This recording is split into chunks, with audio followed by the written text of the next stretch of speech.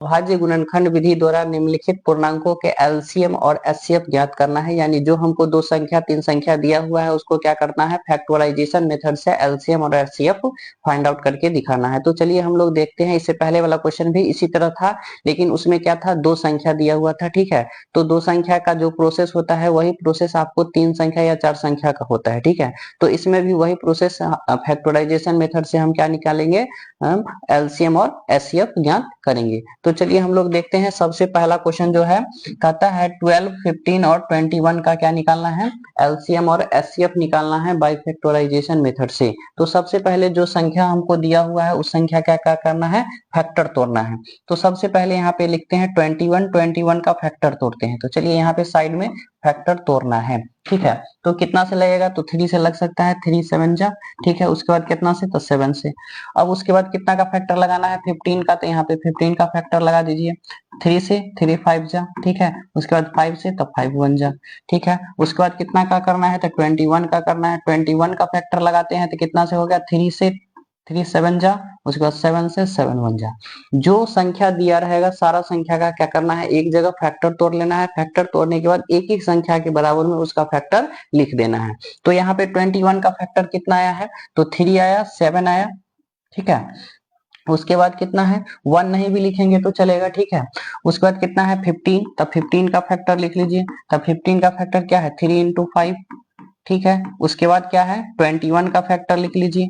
ठीक है, 21 का फैक्टर भी लिख लेते हैं। तो 21 का फैक्टर क्या है, 3 इंटू 7 इंटू क्या है, 1। अब देखिए इस तीनों में हम कंपैरिजन करते हैं। कंपैरिजन करने के बाद देखा जाता है जो कौन संख्या इसमें कॉमन है, कौन संख्या मिल रहा है, तभी तो एचसीएफ कहलाएगा। जो संख्या मिलता है वही एचसीएफ कहलाता है, जो संख्या तीनों में मिलना चाहिए। ठीक है, तो देखिए तीनों में आपको क्या मिल रहा है, कॉमन आपको 3 तीनों में है। ठीक है, 3 है तीनों में, यानी कॉमन हो गया। उसके बाद 7 इसमें नहीं है, इसमें है, तो फिर कॉमन ये नहीं हुआ। ठीक है, 1 देखिए 1 तीनों में है तो 1 तो आएगा ही आएगा। तो जो संख्या कॉमन है वही ले लीजिए। कॉमन में से एक आएगा, 3 आ गया। तीनों में कॉमन है तो एक 3 आ गया। उसके बाद क्या है, तीनों में 1 है तो एक 1 आ जाएगा। इसको मल्टीप्लाई करेंगे तो कितना हो गया, 3 हो गया। यानी आपका एचसीएफ कितना हो गया, 3 हो गया। ठीक है, इस तरह से आप एचसीएफ फैक्टराइजेशन मेथड से आप निकाल सकते हैं। अब हमको निकालना है क्या, एलसीएम। क्या निकालना है, एलसीएम। एलसीएम में क्या करते हैं, इसको हम जो मैक्सिमम पावर होता है वही एलसीएम में लिखा जाता है।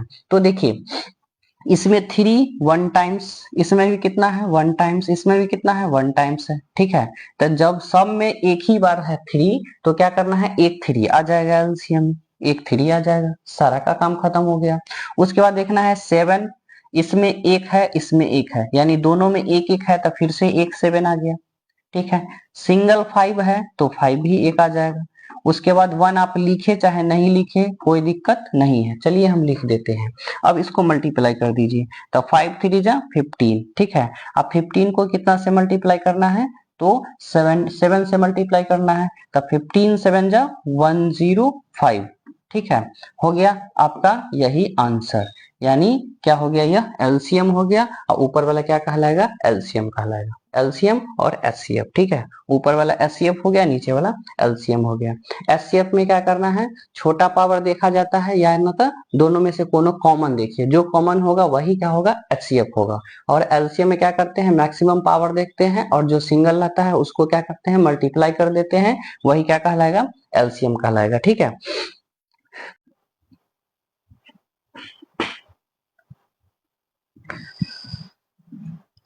तो हेलो, तो आप लोग देख सकते हैं आज का क्वेश्चन जो है आपको यहाँ पे बोर्ड पे दिख रहा है। यहाँ पे दिया हुआ है अभाज्य गुणनखंड विधि द्वारा निम्नलिखित पूर्णांक का एचसीएफ और एलसीएम ज्ञात करना है।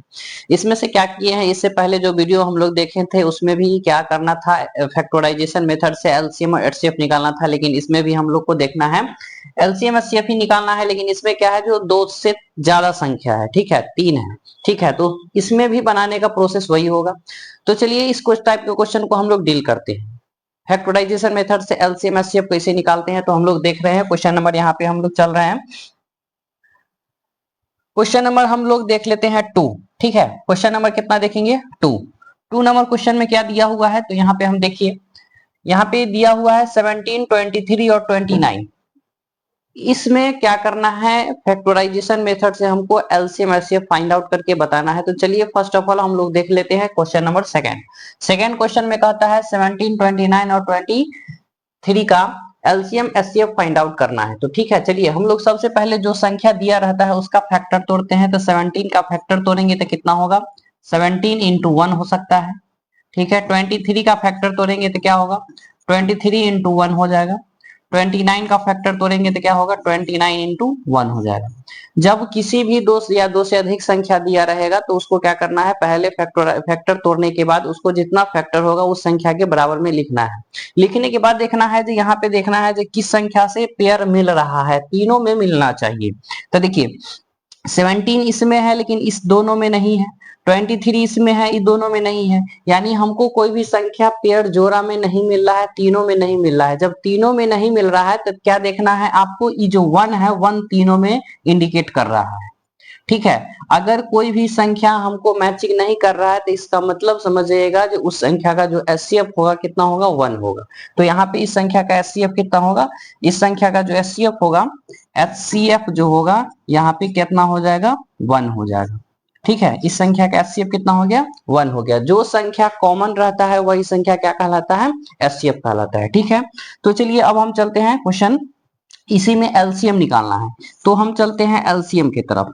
एलसीएम में क्या करते हैं, तो इसमें क्या किया जाता है, जो मैक्सिमम पावर दिखा जाता है जिसको कौन कितना संख्या रिपीट किया है। तो यहाँ पे देखिए सभी संख्या 1 टाइम्स है, तो क्या करना है, जब सभी संख्या 1 टाइम्स रहता है तो उसको क्या करते हैं, मल्टीप्लाई कर देते हैं। ठीक है, क्या करते हैं, उसको मल्टीप्लाई कर देते हैं। मल्टीप्लाई करने के बाद जो भी संख्या आएगा वह क्या कहलाएगा, उस संख्या के लिए एचसीएफ कहलाएगा। ठीक है, तो चलिए इसको हम क्या करते हैं, मल्टीप्लाई करके देख लेते हैं। यहाँ पे किसको मल्टीप्लाई करना है, 23 को 17 से मल्टीप्लाई करना है तो कितना हो जाएगा, 7 तिया 21, 2 बचा, 7 दूना 14 और 2 16। ठीक है, यहाँ पे कितना हो जाएगा 3, यहाँ पे कितना हो जाएगा 2, इसको ऐड कर दीजिए तो कितना आ गया 391। अब इसको मल्टीप्लाई करना है 29 से। देखिए तो यहाँ पे कितना हो गया, 9 हो गया, 9 81, 8 बचा है। ठीक है, उसके बाद कितना हो गया, 8 9 तिया 27, 27 में कितना जोड़ना है, 8 जोड़ना है, 27 में 8 जोड़ेंगे तो कितना हो जाएगा 35। ठीक है, चलिए अब यहाँ पे हो जाएगा 2 9 दूना 18, 9 दूना 18, उसके बाद 9 2 इकाई 2 होगा पहले, उसके बाद होगा, तो यहाँ पे 2 हो जाएगा, 9 दूना 18, 3 दूना 6 1 7। फाइनली यहाँ पे जो रिजल्ट आया है कितना आया यहाँ पे, तो यहाँ पे आया 11339। ये आपका क्या कहलाएगा, एलसीएम कहलाएगा। ठीक है, तो इस तरह से आप क्या कर सकते हैं, आसानी से इस टाइप के एलसीएम एचसीएफ फाइंड आउट कर सकते हैं। ठीक है, चलिए इसी में क्वेश्चन नंबर हम लोग देख लेते हैं 3 नंबर क्वेश्चन। ठीक है, इसी में क्वेश्चन नंबर हम लोग 3 देख लेते हैं। तो देखिए क्वेश्चन नंबर 3 क्या कहता है, कहता है 8 है 9 है 25 का फैक्टराइजेशन मेथड से एलसीएम निकालना है। तो देखिए पहले जो संख्या दिया हुआ है उसको फैक्टर तोड़ना है, तो क्या हो जाएगा 2 2 जा 4 2 जा 8। ठीक है, 9 का तोड़ना है तो क्या होगा 3 3 जा 9, और 25 का तोड़ना है तो क्या होगा 5 5 जा 25। अब बताइए इसमें क्या कोई भी संख्या कॉमन है तीनों में, न 2 इसमें है तो ये दोनों में नहीं है, 3 इसमें है तो ये दोनों में नहीं है, 5 इसमें है तो ये दोनों में 5 नहीं है, यानी कॉमन कोई भी संख्या नहीं है। और जब कोई भी संख्या कॉमन नहीं रहता है तो क्या हो सकता है, 1 तो तीनों में हो सकता है। ठीक है, तो इसका जो एचसीएफ होगा, एचसीएफ क्या होगा 1 ही होगा। अगर किसी भी संख्या के फैक्टर में अगर कोई भी संख्या कॉमन नहीं हो तो उस संख्या का मौसा क्या कहलाएगा, 1 कहलाएगा।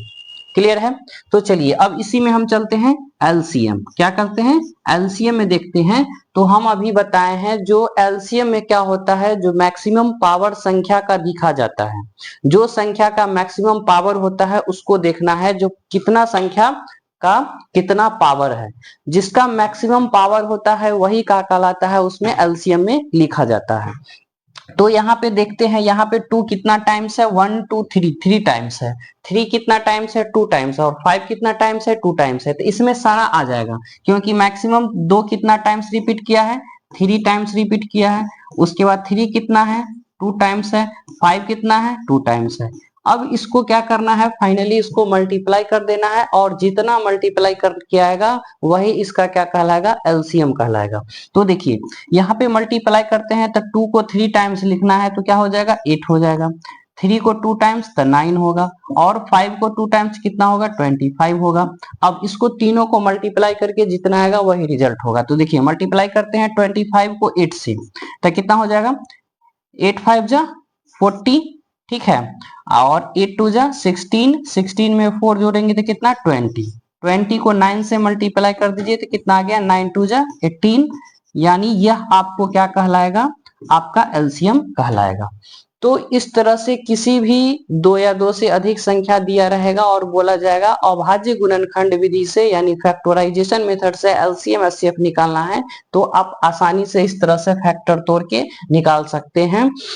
और देखना है एचसीएफ किस तरह से निकलेगा, तो जो जिस संख्या में कॉमन संख्या निकलेगा वही संख्या क्या कहलाएगा, एचसीएफ कहलाएगा। और एलसीएम में क्या करना है, जो ज्यादा बार रिपीट किया है, जितना बार मैक्सिमम पावर है उसको ले लेना है, और सिंगल वाला टर्म को लेके मल्टीप्लाई कर देना है, वही उस संख्या का क्या कहलाएगा, एलसीएम कहलाएगा। तो फैक्टराइजेशन मेथड से आप इस तरह से एलसीएम एचसीएफ निकाल सकते हैं। ठीक है, तो आई होप आप लोग को समझ में आ गया होगा। तो इस तरह से इस तरह के वीडियो को देखने के लिए आप इस चैनल से जरूर जुड़े और अपने दोस्तों को जरूर शेयर करें। धन्यवाद।